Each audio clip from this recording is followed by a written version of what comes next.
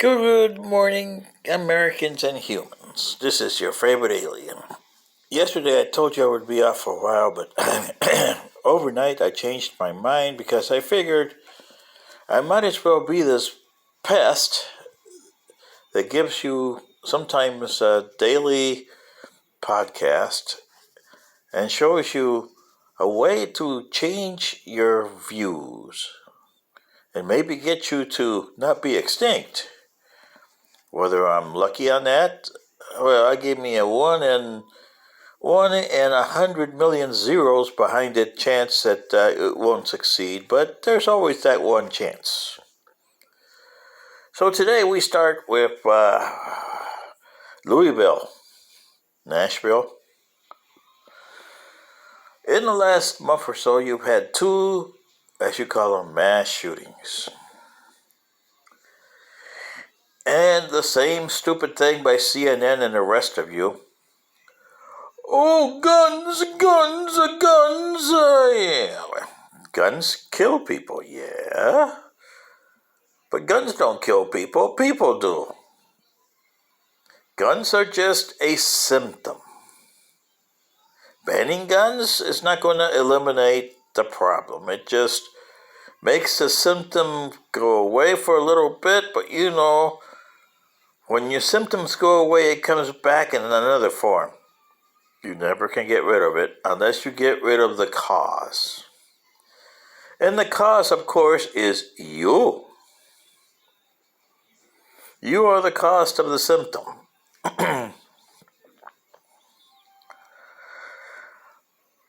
You haven't learned to get rid of your petty differences. And that is the first step in forming a society. Get rid of your petty differences. And you're saying, well, what the heck are petty differences? Oh boy. Do I really have to spell it out for you humans? I guess I do. You got watermelons in your head. Your petty differences are number one, pigmentation.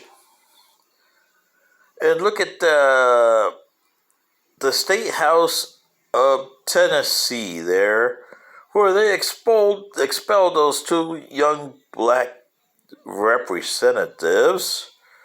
And notice I didn't say African Americans, because according to you, they are black. Well, they're kind of dark color, but I wouldn't say black. I mean, you got white, and really, have you ever seen a white person? Boy, if you do that, you got an albino. Oh boy. So there's no such thing as white, and there's no such thing as black. There's no such thing as yellow, as you refer to the Asians. Yeah? And what do you call the he's, he, she's, and what's it's over there? Yeah? See what I mean?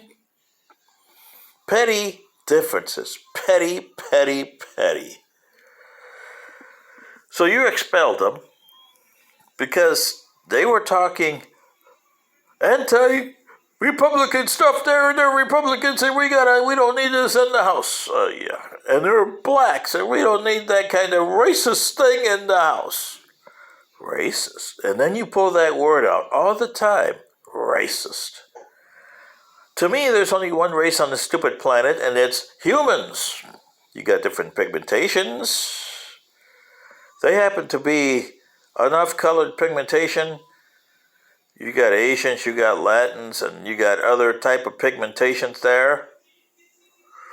And then you got the stupid people that run your government. Like the House Speaker in the state of Tennessee. Oh boy, was he having watermelons a lot. How many watermelons do you have, Speaker, there? Oh boy. Your first step is get rid of the pigmentations. And it's not going to be overnight. It took us 3 centuries to get our surviving pigmentations that we had from the survivors. Like I said, we had 18. And we ended up with 4. And those are still around. You still see them. but you call them Ontarians because that's what they are.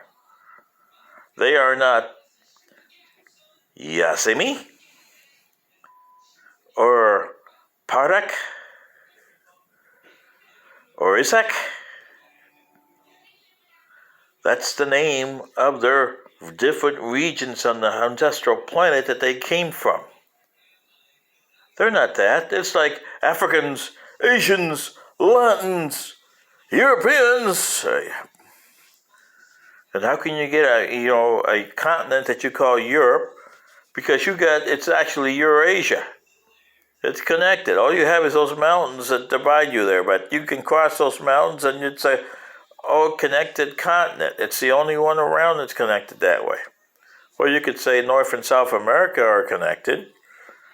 But boy, they're like Mutt and Jeff. Yeah.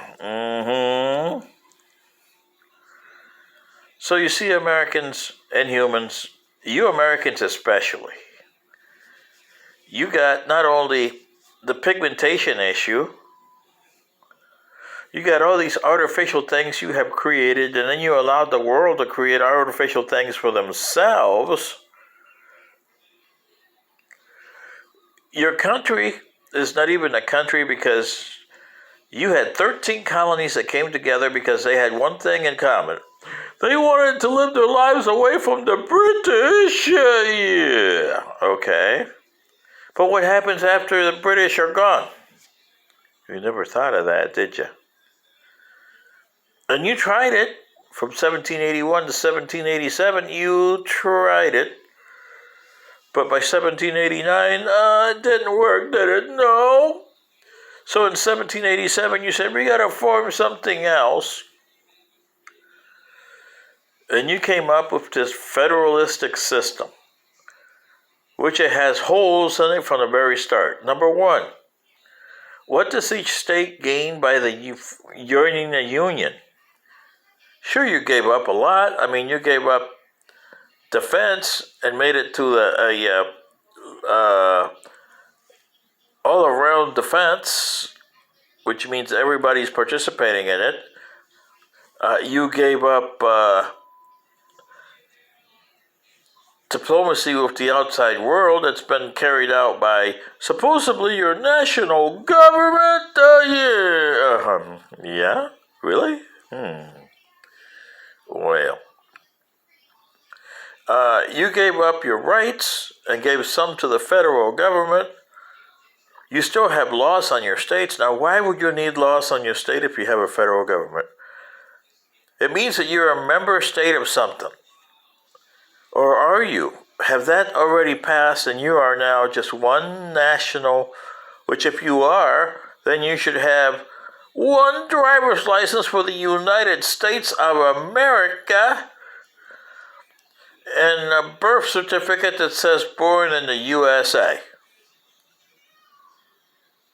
Your states, you can keep the name Indiana, Michigan, Ohio. Oh, yeah. Excuse me. I don't like to say that name too much. Well, we'll pass it. We'll just call it Ohio. Yeah, oh, yeah.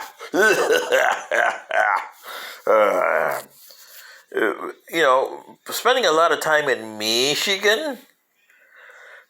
University of Michigan. Oh, yeah, go blue. Excuse me. Yeah. But those nuts or Buckeyes or nuts, or whatever you want to call them from the southern state. Oh, well, see what I mean? And I'm just putting this as an example up there. This is a football thing here. You don't see it in basketball, but in football,